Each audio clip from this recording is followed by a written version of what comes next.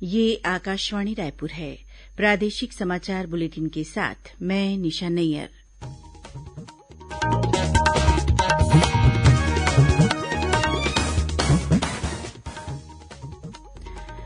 अब पेश है आज के मुख्य समाचार। प्रधानमंत्री ने विश्व नदी दिवस पर नदियों के संरक्षण के प्रयासों की सराहना की। मन की बात कार्यक्रम में श्री मोदी ने लोगों से वर्ष में कम से कम एक बार नदी उत्सव आयोजित करने का किया आह्वान। केंद्र सरकार नक्सल प्रभावित क्षेत्रों के विकास के लिए प्रतिबद्ध। केंद्रीय गृह मंत्री की अध्यक्षता में आज नई दिल्ली में वामपंथी उग्रवाद पर समीक्षा बैठक आयोजित की गई।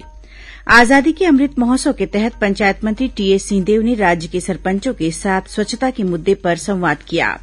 और चक्रवाती तूफान गुलआब के प्रभाव से बस्तर संभाग के सभी जिलों में तेज हवा के साथ ही भारी से अति भारी वर्षा होने की प्रबल संभावना।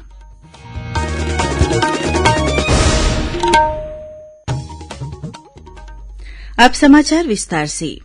प्रधानमंत्री नरेंद्र मोदी ने कहा है कि नदियां भौतिक वस्तु नहीं बल्कि जीवंत इकाई है।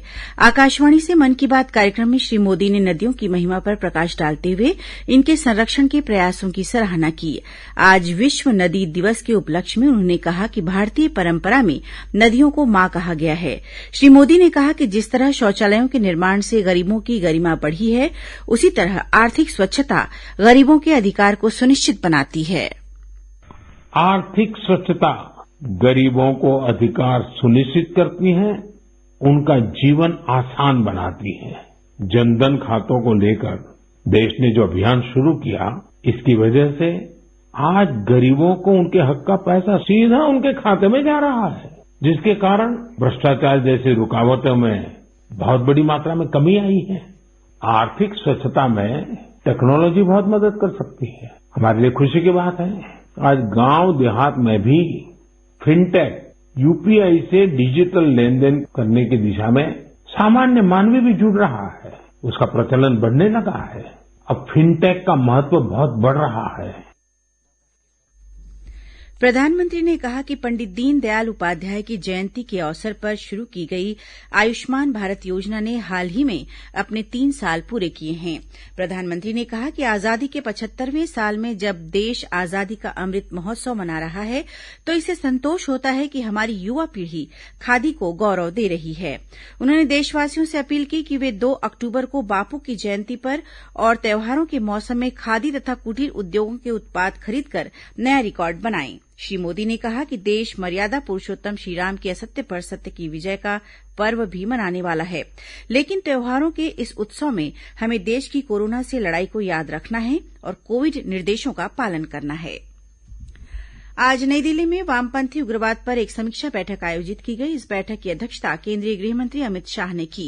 बैठक को संबोधित करते हुए केंद्रीय गृह मंत्री ने कहा कि प्रधानमंत्री नरेंद्र मोदी के नेतृत्व में केंद्र सरकार नक्सल प्रभावित क्षेत्रों के विकास के लिए कटिबद्ध है। श्री शाह ने कहा कि एक तरफ जहां वामपंथी उग्रवाद की घटनाओं में 23% की कमी आई है, वहीं मौतों की संख्या में 21% की कमी आई है। केंद्रीय गृह मंत्री ने कहा कि जो हथियार छोड़कर लोकतंत्र का हिस्सा बनना चाहते हैं, उनका दिल से स्वागत है, लेकिन जो हथियार उठाकर निर्दोष लोगों और पुलिस को आहत करेंगे, उनको उसी तरह जवाब दिया जाएगा। उन्होंने राज्यों से आग्रह किया कि वामपंथी उग्रवाद से निपटने के लिए प्रभावित राज्यों के मुख्य सचिव कम से कम हर 3 महीने में पुलिस महानिदेशक और केंद्रीय एजेंसियों के अधिकारियों के साथ समीक्षा बैठक करें। उन्होंने कहा कि पिछले 2 साल में छत्तीसगढ़ के साथ ही महाराष्ट्र और ओडिशा में सुरक्षा कैंप बढ़ाए गए हैं। केंद्रीय गृह मंत्री ने कहा कि वामपंथी उग्रवादियों के आय के स्रोतों को निष्प्रभावी करना बेहद जरूरी है। उन्होंने सभी मुख्यमंत्रियों से आग्रह किया कि वे वामपंथी उग्रवाद की समस्या को अगले 1 साल तक प्राथमिकता दें, जिससे इस समस्या का स्थायी समाधान हो सके। उन्होंने कहा कि इसके लिए दबाव बनाने, गति बढ़ाने और बेहतर समन्वय की जरूरत है। बैठक में केंद्रीय मंत्रियों के साथ ही बिहार, ओडिशा, महाराष्ट्र, तेलंगाना, मध्यप्रदेश और झारखंड के मुख्यमंत्री, आंध्रप्रदेश के गृह मंत्री और छत्तीसगढ़, पश्चिम बंगाल तथा केरल के वरिष्ठ अधिकारी शामिल हुए। आजादी के अमृत महोत्सव के तहत पंचायत और ग्रामीण विकास मंत्री टीएस सिंहदेव ने वीडियो कॉन्फ्रेंसिंग के माध्यम से राज्य के सरपंचों के साथ स्वच्छता के मुद्दे पर संवाद किया। श्री सिंहदेव ने सभी ग्रामों को खुले में शौच मुक्त बनाने के साथ ही पंचायतों को प्लास्टिक मुक्त बनाने की अपील की। इस स्वच्छता संवाद में लगभग 2000 सरपंचों ने भाग लिया। उल्लेखनीय है कि भारत सरकार द्वारा स्वच्छ सर्वेक्षण ग्रामीण का आयोजन अक्टूबर माह में किया जा रहा है। इसमें सभी राज्यों के ग्रामीण क्षेत्र में स्वच्छता की स्थिति का आंकलन स्वतंत्र एजेंसी के माध्यम से किया जाएगा। सर्वेक्षण के आधार पर जिलों और राज्यों को रैंकिंग दी जाएगी। वहीं भारत सरकार के सूचना और प्रसारण मंत्रालय के क्षेत्रीय लोक संपर्क कार्यालय बिलासपुर द्वारा आजादी के अमृत महोत्सव विषय पर कल 27 सितंबर को मुंगेली जिले के सरदार वल्लभ भाई पटेल सभागार में एक दिवसीय समेकित लोक संपर्क कार्यक्रम का आयोजन किया जाएगा। इस बीच भारतीय रेलवे द्वारा मनाए जा रहे स्वच्छता पखवाड़ा के तहत आज 11वें दिन स्वच्छ प्रसाधन की थीम पर स्टेशन परिसरों के प्रसाधन स्थानों पर सफाई व्यवस्था के लिए अभियान चलाया गया। अधिकारियों ने रायपुर मंडल से गुजरने वाली विभिन्न स्पेशल गाड़ियों में पानी की उपलब्धता और प्रसाधनों की स्वच्छता का निरीक्षण भी किया। राज्य के स्कूल शिक्षा विभाग ने प्रदेश में जर्जर स्कूल के भवनों की तत्काल मरम्मत कराने के निर्देश विभिन्न जिलों के कलेक्टरों और जिला शिक्षा अधिकारियों को दिए हैं। कई स्थानों पर स्कूलों के भवनों की स्थिति जर्जर हो गई है, जिससे बारिश और अन्य परिस्थितियों में बच्चों तथा शिक्षकों के लिए खतरा हो सकता है। कलेक्टरों और जिला शिक्षा अधिकारियों से कहा गया है कि एक सप्ताह के भीतर सभी जिलों की ऐसी शालाओं का निरीक्षण करवाकर जर्जर भवनों की तत्काल मरम्मत कराई जाए। इसके अलावा स्कूल शिक्षा विभाग ने स्कूलों में कक्षा 6वीं से 12वीं तक अध्ययनरत बच्चों को अंग्रेजी और गणित में दक्ष बनाने के लिए एनआईसी के सहयोग से शीघ्र ही टेली प्रैक्टिस कार्यक्रम शुरू करने का भी निर्णय लिया गया है। प्रादेशिक समाचार आप आकाशवाणी रायपुर से सुन रहे हैं। छत्तीसगढ़ में अब तक कोविड टीके के 1,84,52,000 से अधिक डोज लगाए जा चुके हैं। राज्य में 50 लाख से अधिक लोगों को कोरोना से बचाव के दोनों टीके लगाए जा चुके हैं। राज्य के दूरदराज के इलाकों में भी कोविड टीकाकरण का कार्य जोर शोर से चल रहा है। दुर्गम इलाकों में मेडिकल टीम जोखिम उठाकर भी ग्रामीणों तक पहुंच रही है। इसी कड़ी में बीते दिनों बीजापुर जिले के भैरमगढ़ ब्लॉक के अंतर्गत सतवा गांव के लोगों को कोविड टीका लगाने के लिए नेलसनार सामुदायिक स्वास्थ्य केंद्र की मेडिकल टीम इंद्रावती नदी को डोंगी से पार कर गांव पहुंची। इस टीम ने गांव तक पहुंचने के लिए करीब 7 किलोमीटर का सफर पैदल तय किया। टीम द्वारा गांव में 120 लोगों को कोविड का टीका लगाया गया। वहीं 19 ग्रामीणों का स्वास्थ्य परीक्षण कर उन्हें निःशुल्क औषधि प्रदान की गई। इस बीच बस्तर जिला कोरोना मुक्त जिला हो गया है। कल जिले में कोरोना का एक भी नया मरीज नहीं मिला। इसके अलावा जिले में अब कोरोना संक्रमण का एक भी सक्रिय मामला नहीं है। कल राज्य के 13 जिलों में कोरोना का कोई भी नया मामला सामने नहीं आया। प्रदेश में कल कोरोना संक्रमण के कुल 27 प्रकरण मिले हैं। मौसम विभाग ने चक्रवाती तूफान गुलआब के लिए रेड अलर्ट जारी किया है। तूफान पिछले 6 घंटे के दौरान पश्चिम की ओर बढ़ गया है और उत्तर पश्चिम तथा आसपास के पश्चिम मध्य बंगाल की खाड़ी पर केंद्रित है। मौसम विभाग के अनुसार गुलआब चक्रवात के प्रभाव से छत्तीसगढ़ के बस्तर संभाग में तेज हवा चलने के साथ ही संभाग के सभी जिलों में भारी से अति भारी वर्षा होने की प्रबल संभावना है। यह चक्रवात कमजोर होकर अवदाब के रूप में कल सुबह बस्तर जिले में प्रवेश कर सकता है। इसके कारण सुकमा, बीजापुर, दंतेवाड़ा और बस्तर जिलों में कुछ स्थानों पर भारी से अति भारी बारिश हो सकती है। इसके अलावा कोंडागांव, कांकेर, बालोद, धमतरी और गरियाबंद जिलों में भी भारी वर्षा होने की चेतावनी दी गई है। वहीं दुर्ग और रायपुर संभाग के जिलों में इस दौरान मध्यम से भारी वर्षा हो सकती है। केंद्रीय राज्यमंत्री रेणुका सिंह ने सरगुजा संभाग के बलरामपुर जिले के वाड्रफनगर ब्लॉक स्थित बैकुंठपुर गांव में वन विभाग के अधिकारियों और कर्मचारियों द्वारा विशेष संरक्षित पंडो जनजाति के 22 लोगों के मकान को कथित रूप से तोड़फोड़ कर ध्वस्त किए जाने की घटना पर गहरा आक्रोश व्यक्त किया है। केंद्रीय राज्यमंत्री ने इस पूरे मामले की उच्चस्तरीय जांच कर सभी दोषियों पर कठोर दंडात्मक कार्रवाई करने की मांग की है।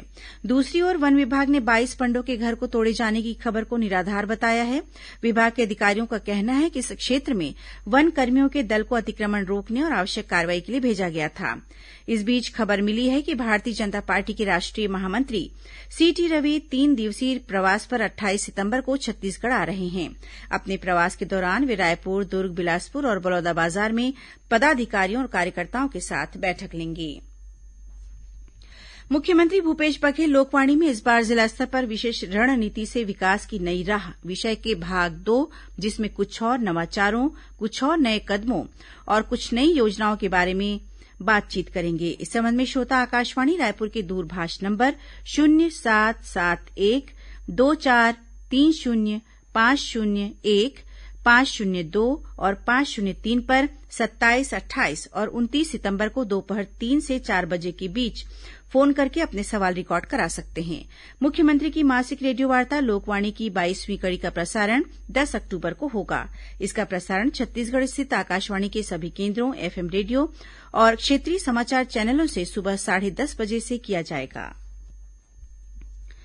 इस वर्ष से आदिवासी महोत्सव का नाम साल इंटरनेशनल ट्राइबल फेस्टिवल रखे जाने का निर्णय लिया गया है।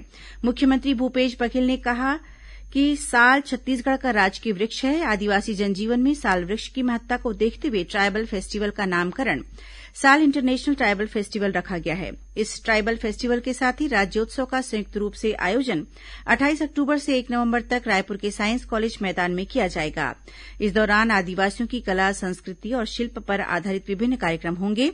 वहीं 1 नवंबर को राज्य अलंकरण समारोह में छत्तीसगढ़ की कला, संस्कृति, विकास सहित विभिन्न क्षेत्रों में उल्लेखनीय योगदान देने वाले ख्याति प्राप्त लोगों और संस्थाओं को राज्य अलंकरण से सम्मानित किया जाएगा।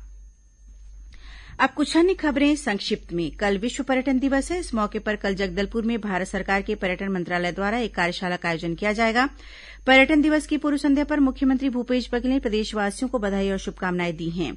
सुकमा जिले में आज सर्चिंग से लौटते सीआरपीएफ के जवानों पर माओवादियों ने किस्टाराम के पालोड़ी इलाके में फायरिंग की। जवानों की जवाबी फायरिंग के बाद माओवादी मौके से भाग गए।